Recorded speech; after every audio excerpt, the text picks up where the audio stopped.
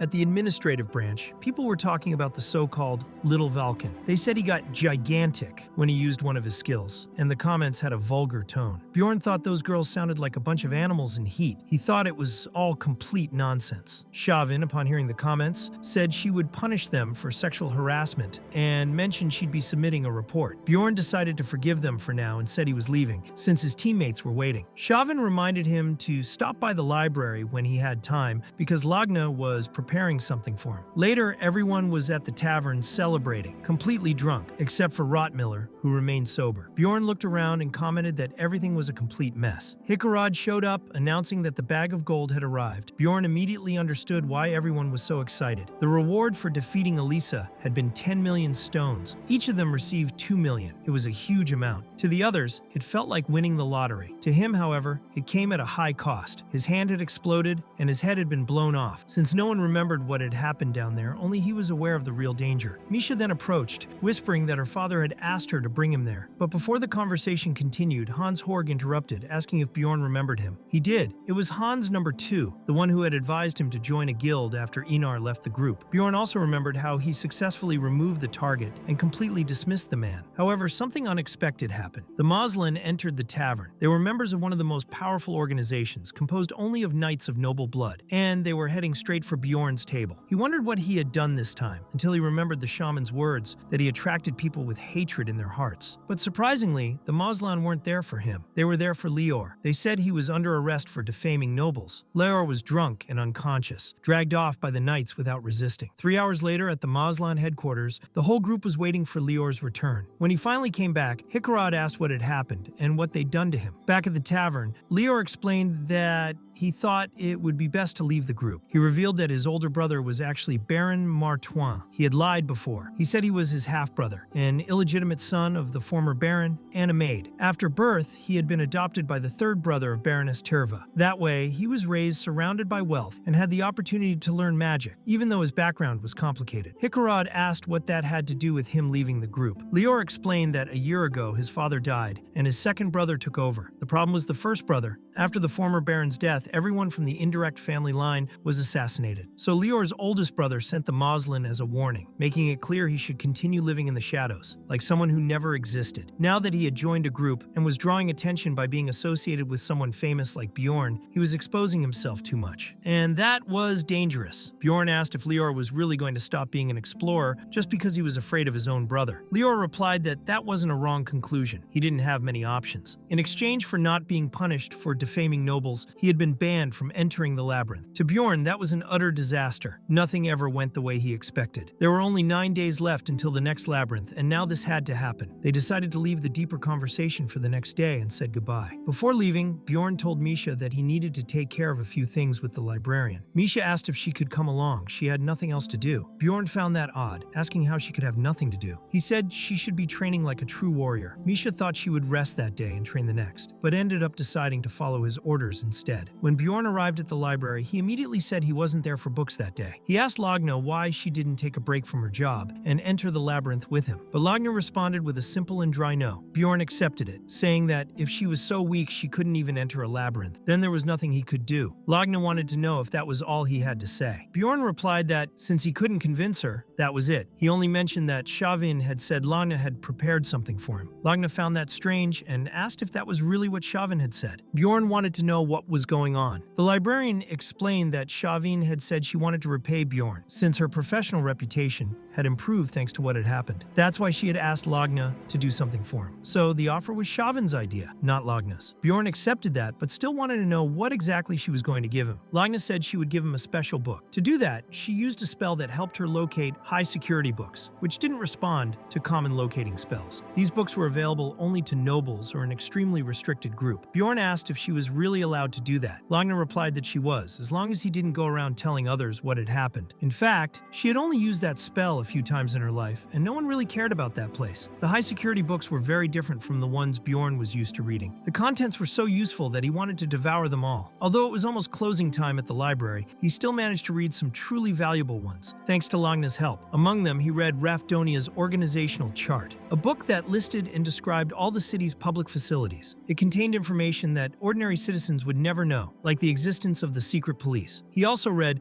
The World of Evil Spirits, a masterpiece written by an agent of the secret police itself, who had entered the realm of evil spirits and barely made it back alive. The book he was reading at the time was called Complete Analysis of the Ruptures 2. It was a deep study on the ruptures, but it only covered 4 of them due to the book's length. It worked like a true tutorial, detailing hidden pieces, structures, creatures, and systems. It was exactly the kind of reading he loved. In the middle of the reading, Bjorn was startled by a particular name written there, Ariel Gabus. That was the name of the developer of Dungeon and Stone. That raised 2 possibilities. Either Ariel Gabus really was the author of the book, or the developer himself had deliberately inserted that content into the game. If the second hypothesis was true, things became much more complicated. It would mean that the reason Bjorn was in that world might be directly related to the developer, and that would suggest he wasn't just an ordinary human, but possibly some kind of divinity. Despite the confusion, finding that clue was good news. Bjorn had always been told that his situation was special, but he still didn't know exactly why he was there. He also didn't know if opening the Abyss Gate would be the key to returning to his world. Either way, if he could track the name Ariel Gabus, he might someday find a way back home, but he had to be careful. Asking around about that wouldn't be a good idea. He decided to reread the entire book carefully. He ended up spending the whole night reading. When he realized it, it was already morning. Bjorn asked why Lagna hadn't said anything earlier. If she had kicked him out, he would have left. Lagna replied that she was just resting, since the organization had taken a while to act. She hadn't slept there. Even so, Bjorn thought the library was probably about to open again, wasn't it? Lagna asked if he wasn't leaving, and Bjorn thought to himself that she was actually a really cool woman. A few hours later, still early in the morning, Bjorn was at the magic tower looking for Alua. When she opened the door, she warned him to be quick. She was sleepy. Bjorn explained that he needed a mage for the team. She immediately slammed the door in his face. However, Bjorn had another favor to ask. He had torn out a piece of the book Complete Analysis of the Ruptures 2 and wanted Alua to find out when that piece of paper had been made. Alua said she wouldn't do it for free and told him to come in. She asked how he knew about the goddess's tears. Bjorn replied that he didn't even know what that was. He had already explained before that he had simply smashed a statue in front of the fountain because he was bored. After all, he was a barbarian. Alua found that suspicious. She asked if he had read about it in some book, maybe even in complete analysis of the ruptures. Bjorn denied it. He said he just figured it might be useful, since there was a drawing of a goddess on the statue. He swore on his warrior's honor. Alua remarked that she had finally thought she would get access to that book, but Bjorn knew he couldn't tell the truth. He had promised Lagna to keep it secret. Alua then said she would do him that favor if he helped her superiors with a research project they had been pushing for a while. Just once would be enough. As soon as he agreed, she revealed the results of the analysis and told him not to show up again anytime soon without warning. Later, during the promised meeting with the group of misfits, Misha commented that he wasn't at the usual place. Bjorn replied that he had spent the night at the library. Misha asked if he had really stayed there all night, and he confirmed it, saying he had been reading. She wanted to know if that was true, but before she could continue the conversation, the group arrived and she dropped the subject. Bjorn found that odd. Something about it felt off. Later, Hikarod said that if anyone had any ideas, now was the time to share. Bjorn started by saying that he wanted to look for a new person for the group. He had already asked 2 mages, but both refused. Hikarod asked if he was already replacing Lior, but Lior himself told them to calm down. Bjorn was not wrong. Hikarod had another idea. He and Lior had thought about it a lot the night before and concluded that it would be good to speak with Baron Martois in person. Misha, however, questioned how they could possibly meet him, since he lived in the capital, and they could not even get inside. Hikarod then revealed that he knew of a place the Baron used to frequent, and believed he would be there at that moment. Bjorn asked if they would go after him right away. Hikarod replied that if not now, then only next month, and this was Baron Martois,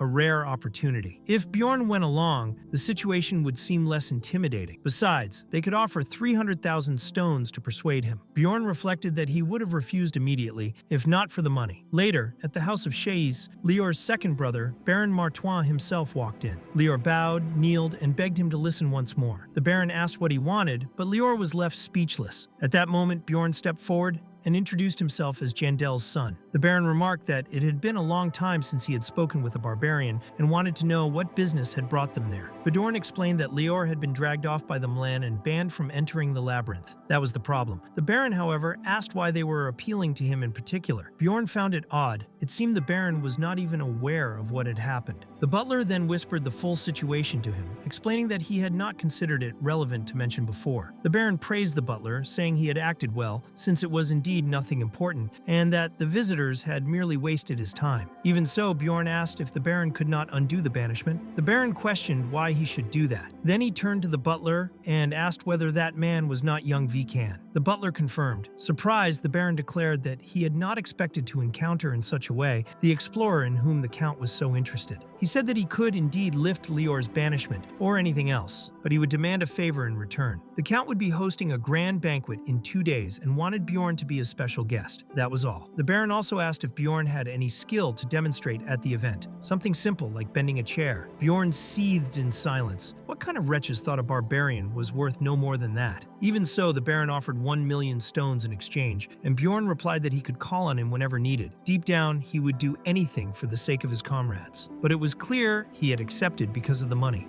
The next morning, everything went smoothly. Lior was cleared to enter the labyrinths again. It was an easier process than they had expected. Bjorn reflected that with enough power, anything was possible. He began to think he also needed to raise his own status. After that, Hikurod prepared the promised reward, but no one wanted to accept the money. Everyone declined. Hikurod was touched by that and said he would never forget the gesture. He promised he would find a way to repay Bjorn. Lior said he would return the favor tenfold. However, Hikurod insisted that he should do that as the team leader. Bjorn said it didn't matter who would repay him, and Misha teased that he was all embarrassed. Time passed quickly, and the day of the labyrinth's opening finally arrived. As Bjorn led his team, he could hear the crowd around him, loud and cheering for him. Along the way, he came across young warriors who looked lost. He guided them, showing each of them the true path of a warrior. Some older barbarians grumbled, telling them to just get going. But Bjorn wished all the rookies good luck while they greeted him respectfully, calling him Little Valken. Hikurod remarked that Bjorn's people were actually pretty nice. Bjorn replied that he simply did what he could. He knew that learning through experience was hard, but it was also the most effective way. Recalling conversations from a few days earlier, Bjorn thought about what Karak had said. Morale among the barbarians had dropped a lot. Karak, who was in charge of protecting the second-floor team, said most of the members had died. He had asked Bjorn to truly teach, not just follow old traditions. Bjorn reflected that even though he had only entered the labyrinth 3 times, they had already lost many people. He also remembered that Rottmiller was unarmed, having left his weapon in the treasure room. Rottmiller said he was getting used to that subspace. Bjorn also thought about his own experiences. The last 3 expeditions had been quite bad. This was already the 4th time he was entering that cursed labyrinth, and he had no idea what he would find this time. He just hoped it wouldn't be another ultra-rare event that pushed him to the brink of death. Still, he was determined to be prepared for anything that might appear. When they entered the crystal cave, they were lucky with their starting point. They reached the stone desert in just 9 hours. They hunted many types of monsters to gain experience and, even with all that, reached the nearest portal in just 4 days. Thus, they re-entered the 3rd floor. On the 8th day, they crossed the Witch's Forest and arrived at the portal leading to the 4th floor. For the first time, they reached the Sky Tower, a place packed with monsters, in other words, a great opportunity to farm experience. Bjorn thought it was no wonder so many called it the training tower. He truly gained a ton of experience there. The group hunted so intensely that they collected 3.9 million stones, 780,000 for each person. Hikarad commented that even though it was a good amount, he was a little disappointed with the tower. The others felt the same. They had only managed to get that much because of Rottmiller, who used his mimic passive ability and increased the drop rate of magic crystals by 30%. Even so, Bjorn ended up earning less than he did on his first time in the labyrinth. Now he understood why there were so many looters. That amount was what most people normally earned, but he decided not to be disappointed. His time in the city was productive. He helped Alua with some experiments and discovered that the complete analysis of the ruptures had been done 150 years ago, the same year the game began, and also when the founding king died. Everything had happened at once. Bjorn wanted to know what really happened back then, but there was no way to find out yet. For now, his only option was to keep going into the labyrinth. More time passed, and the moment of his 5th adventure came. This time, they earned 790,000 stones per person. Nothing too extraordinary happened, except that Bjorn leveled up. When he returned, he thought there was no reason to be anxious. Everything was going well. But then, he remembered something very specific. Bjorn concluded that when everything is going well, that's when it becomes the most dangerous. Bad things always happened when he let his guard down. That's why he couldn't stop. He needed to keep getting stronger. That was the only way he would survive. And if, in the end, it made him look like a madman, so be it, as long as he was a madman who was alive. The next day, while Misha was eating a meal, she asked if something bad had happened. She felt that his gaze was more aggressive than usual. Bjorn thought he might have been a bit cold toward her. Being idle was a personal problem of Bjorn's, and he knew it. So he decided to reflect a bit. That's when Misha suddenly came close and said she wanted to let Bjorn touch her ears. He was so startled he even spit out his soup. According to her, touching her ears made people feel better. It was something her older brother had told her, with whom she had been talking a lot lately. Bjorn thought that was weird. He figured her brother must be some kind of pervert, no doubt. After all, the environment one grows up in is important, right? Misha seemed to just be trying to be kind, but it was definitely strange. She probably thought he wouldn't see anything wrong with it. Still, Bjorn told her not to say that kind of thing to other people because they might take it the wrong way. He himself didn't misunderstand it only because he knew Misha liked thinner men. Otherwise, he would have thought she was trying to seduce him. Later, at the library, Lagna remarked that he looked like he was doing well. Bjorn confirmed, saying there was no reason not to be. In fact, he wanted to ask a question, but before that, he realized Lagna also had something to say. She was surprised and asked how he always knew those things. Then she said it wasn't certain yet, but she thought it was best to warn him. As an explorer, he should know that a dimensional collapse could happen soon in the labyrinth. That type of collapse was a real disaster, worse than facing a floor lord. Bjorn thought that this event happened once every 100 runs in the game. That explained why things had been so calm lately. He never got a moment of peace, so he asked Lagna what her source was for that information. She explained that she knew a mage named Charnel Ferg from the Tarapan school, who had been studying dimensional collapses for a long time. Bjorn thanked her for the warning. Lagna asked if he was already leaving, and he confirmed. He had received a new mission and needed to complete it first. At first, Bjorn couldn't find any clues about the so-called mage. He even started to doubt if the man truly existed. However, after 10 days, rumors began to spread. Misha asked if he had heard about the possible dimensional collapse. Everyone at the tavern was talking about it. Bjorn found it odd. For a rumor to spread like that, someone must have provided some evidence or had a reliable source. But in this case, there was nothing concrete. Maybe someone was spreading the rumor on purpose. He wanted to find out what people were saying in the more private private corners of the city, but as a barbarian, he had no way to discreetly obtain that kind of information. Only one option remained. He took the pill that had come with the letter and remembered he had intended to wait 3 months before using it, but he figured 2 months was acceptable. As soon as he took the GB27 pill, the system acknowledged the action. Bjorn's soul was pulled into a different realm, and he once again found himself in his original body. Meanwhile, at a police station, they were investigating the disappearance of Lee Hansu. The company where he worked had reported him missing after he failed to show up for an entire month. His only known relative was his mother, but she stated that she didn't care about the boy. The chief investigator was surprised and asked why the case had been forwarded to that particular precinct. An officer explained that security cameras showed Lee Hansu entering his house but never leaving. The windows were locked, and there were no signs of break-in or theft. His bank card hadn't been used for a month either. In his room, the clothes were oddly folded, as if he had simply vanished from within them. The chief asked if anyone had tampered with the scene. Forensic support from the National Service would be requested. Then the officer showed something even stranger. There was a monitor turned on in the room, working without being connected to a computer or power source. Suddenly, something began to type on the screen. The officer mentioned he had heard of similar cases in other countries. People vanished, leaving only the computer behind. Meanwhile, Bjorn thought it had already been 5 months since he opened his eyes in that world. He had done everything he could to survive, but did he still retain his nature as a member of modern society? When he saw his old computer, he began typing instinctively. He entered a password, the same one that had come in the letter sent by the king of Rafdonia, that son of a... That's when Lee, now in his original body, realized that the environment around him had changed. The virtual zone he was in had faithfully recreated the room where he used to live. Everything felt very real. He even opened the fridge and grabbed a Coke, but it tasted like nothing, just water. That frustrated him. Suddenly, someone entered the room. Later, Lee understood that the whole thing was a manifestation of the place where he felt most at ease. Since his defense stats were high, the woman could only see everything as smoke. The password he had entered at the beginning was fake. That's why she had appeared to check on things. She explained that someone from the game shouldn't be able to manifest Earth-like clothes and environments. Lee then realized she had introduced herself as the Queen of Souls. She seemed to be the guide of the ghost hunters. Now that Lee had a moment to think, he noticed that everything came from his own mind. The clothes the Queen of Souls was wearing were identical to those his ex-girlfriend used to wear. The Queen told him to relax, as he was now an official member. They could no longer use the old method of separating souls from bodies to kill people, as they did with NPCs. Later, the Queen began teaching him how to use the community forum, which was similar to most internet forums. When he tried to create his account, he found that someone was already using his old username. So, he simply changed the spelling, keeping the same base name. The Queen asked if he was a fan of some Stony Ivan, but didn't wait for an answer, and just said she was heading out. She added that he could ask for help on the forum if any problems came up. Lee felt like he had just gone through a tutorial, but had no trouble navigating the community. He entered a random chat room to get used to the environment and found several other players gathered there, like a virtual reality space similar to VR7. A man introduced himself as the room's leader and asked where Lee was from. Upon hearing that he was from Korea, the leader explained that the space was still poorly decorated because they didn't have many points accumulated. He also asked Lee to make his nickname visible above his head. That's when Lee noticed the leader's name was Dartman. The man commented that Lee had probably never been in a room like that, where one could manifest objects and actions using only their thoughts. Then, Lee revealed his current nickname in Stony Ivan, Elf Nuna. Everyone in the room was absolutely shocked. Up until that moment, they had assumed Elf Nuna was one of the game's developers. When he confirmed the name, everyone started commenting that they had suspected the user was Korean. The commotion was so great that Lee had to play it off. He said he was just a fan of Elf Nuna, even though he was Elf Nuna himself. After all, he had slightly altered the username. This caused some disappointment among the players in the room, and later he ended up being isolated because of it. Sometime later, a player approached him and asked how long he had been playing the game. Lee lied, saying it had been a year. The player, who went by the nickname Pink Guy, found that strange. He commented that usually, if someone was a malicious spirit, the letter came much sooner. It was rare for someone to receive that kind of invitation just because of fame. In addition, Pink Guy said that Lee probably had no idea what was happening in the real world. It was estimated that only 70 days had passed out there. Lee was confused, but Pink Guy explained that time in the game was different. 1 month on Earth equaled 5 months in the game. That left Lee even more puzzled, as he felt only a month had passed. During their conversation, Lee took the opportunity to ask some questions. The first was how to return to the real world. Pink Guy replied that no one knew for sure, but there were many theories. The first player to enter the game, for instance, had already been there for 20 years, which coincided with the creation of the community. That revelation shook Lee's pride. He had considered himself a veteran player, but learned that someone else had cleared the game before him. Everyone there had already reached the gate of the abyss before he did. Pink Guy then asked what difficulty Lee had cleared the game on, and Lee looked confused. The player explained that there was a special mode in Korea called hack mode, based on a version of the game uploaded 5 years earlier. In that mode, it was possible to modify XP and item drop rates. He himself had used a hack that multiplied item acquisition by 50. That's when Lee understood what had happened. Those players had cheated. They had reached the max level 30 with ease. He himself thought the cap was 11. In hack mode, players could open rifts whenever they wanted. It was all way too easy. Even though he was fuming inside, Lee had to lie and say he also cleared the game with a 50 times item drop hack. But deep down, he was furious. He was the only person in the world who had truly beaten the game the right way. Meanwhile, somewhere else, a group of people was investigating this feat. A man asked whether Dungeon Stone had beaten Oriel's legacy. A woman replied that the game world was well built, but development had ended 5 years earlier because no one had been able to beat it. The man, however, believed that the fact someone had cleared it wasn't a failure, it was an extraordinary achievement. The name Lee Han-soo was mentioned. As the only one who managed to finish the game, everyone thought was impossible. He wasn't just any player, he was a machine, a beast in a cage. Later, Lee reflected on everything. The conversation with Pink Guy had been helpful. Not only had he learned new information, but he was also able to relieve some stress by talking about Earth. He knew the space they were in would automatically close when the time ran out. Only 7 hours remained. So, he decided to investigate the dimensional collapse. He went straight to the trading market, a space where players bought and sold goods or information. He started selling every bit of data he had, quickly accumulating points. He was so well informed that he practically became rich in the game system. There was nothing in that world Lee didn't know. As soon as Lee posted an ad using the ghost points he had accumulated, a vendor appeared saying he knew a little about the magic schools. In previous posts, Lee avoided asking directly whether the dimensional collapse rumor was true, because it was hard to tell if someone was lying. When he entered the room with that vendor, he explained that he wanted to know more precisely what the magic school had been doing lately. His goal was to uncover the origin of the rumor involving Charnel Fergan. The man then asked if he was after that information because of the dimensional collapse. It was true that Charnel had spoken about it, but the vendor assured him that a dimensional collapse would not happen. He said that, in truth, it was just a story involving members of the upper hierarchy and some political disputes. Lee, wanting to know more, paid extra points. The vendor then explained that the Tarutane Magic School specialized in dimensional magic, particularly in researching labyrinths. The school's master wanted to carry out a certain type of experiment, but for that, fewer people needed to be inside the labyrinth. That's why he had spread the collapse rumor to discourage explorers from entering. The vendor asked if it was okay to share that kind of information, reminding Lee that it wasn't free.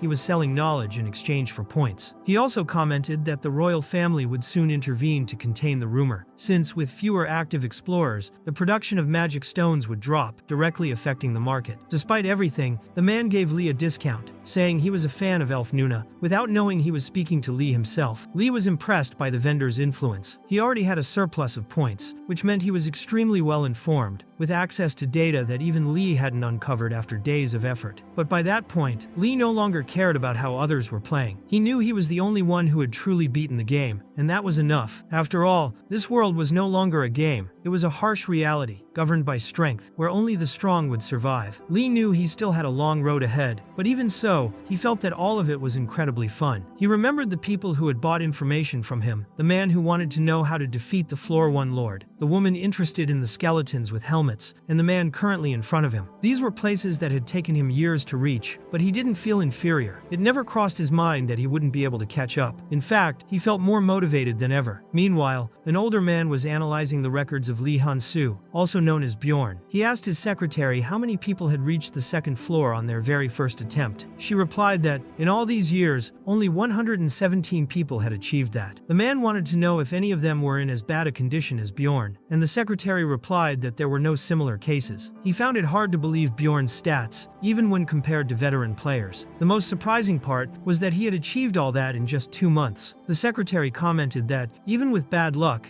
it wouldn't be that big of a deal. But the man insisted, if luck alone were enough, there would be other similar cases, and there weren't. This was an outlier. According to him, the larger the sample size, the less relevant the luck variable becomes. However, there are always exceptional cases like Bjorn who, for the first time, had accomplished something considered impossible, becoming number one, a unique individual. While analyzing the system messages, the man read that the character's growth rate was extremely abnormal, and that a moderator was watching everything. That reminded him of the time he was called a failure, and of the last words he left behind. He stated that he had made a rational judgment. Even if just one person succeeded, that would be enough to justify his decision. And in this case, the odds had been on the right side. That's when Bjorn woke up. In the real world, 1 hour equaled just 1 second inside the game. Since 12 hours had passed outside, he had only napped for 12 seconds. But he realized he needed to be more careful. He was completely defenseless during that time. If someone had tried to kill him, he would already be dead. He was surprised by the ghost hunters. They exceeded his expectations and turned out to be an excellent source of information. Getting in touch with them early had been a wise decision. Still, he felt a bit tired after being awake for 12 hours straight. The next afternoon, in the first district of the imperial capital Karnan, Bjorn wore extremely powerful equipment, but he was still uneasy about the possibility of a dimensional collapse. If it wasn't that, then what was about to happen? He needed to finish the mission quickly so he could use the auction house. At that moment, he was escorting Baron Martwan, as agreed. However, the bald butler scolded him, asking him to maintain the Baron's dignity by always walking ahead and keeping the posture of a leader. Bjorn thought it ironic they were the ones who had assigned a barbarian to that role. The distance from the Count's mansion to Martwan's residence was approximately 6 kilometers, and to make things worse, it was summer. When they arrived at the venue, Baron Martwan commented that it was the first time he had received so much attention just by entering a room. He acknowledged that Bjorn's work was already making an impression. Bjorn replied that he was glad to see the Baron in a good mood, and the Baron went directly to greet the Count, suggesting that Bjorn enjoy the banquet. Left alone, Bjorn noticed everyone around whispering about him. It was obvious the general reaction was one of discomfort. They said he looked terrifying, huge, full of horns and spikes like a real demon. Bjorn thought he might develop PTSD, as he was being treated like a wild animal locked in a zoo cage. Then, an explorer gently approached and asked if Bjorn wanted to rest for a bit there. Surprised, Bjorn thought the man seemed like an angel. Later, while sitting on a bench, he asked the man if he didn't mind not mingling with the other guests. The explorer explained that even if he wanted to, he wouldn't be welcome. He said that in the past, he had also been an explorer like Bjorn, but now he wasn't anymore. His name was Karls Edmore. Bjorn had a good impression from the start. He felt that Karls was a decent person, perhaps because he had left the explorer's life behind, along with the typical arrogance of knights. He thought that bald butler could learn a thing or two from him. Ironically, the butler showed up at that exact moment, interrupting the conversation and asking Bjorn who had given him permission to sit down. Karls immediately replied that he had told Bjorn to rest. The butler then said that if it was an order from him, it was fine, but whispered to Bjorn that if he had already rested, he should get up. People might think a seated barbarian was a weakling. He needed to maintain the image of a fierce and bloodthirsty warrior. Bjorn thought that if it weren't for the 1 million stone reward, he would have walked away already. Still, he stood up. Since he was there, he decided to act exactly how they expected of him, like a bloodthirsty barbarian. So he stood and let out a powerful roar, scaring all the guests except for a little boy, who was amazed and thought it was awesome.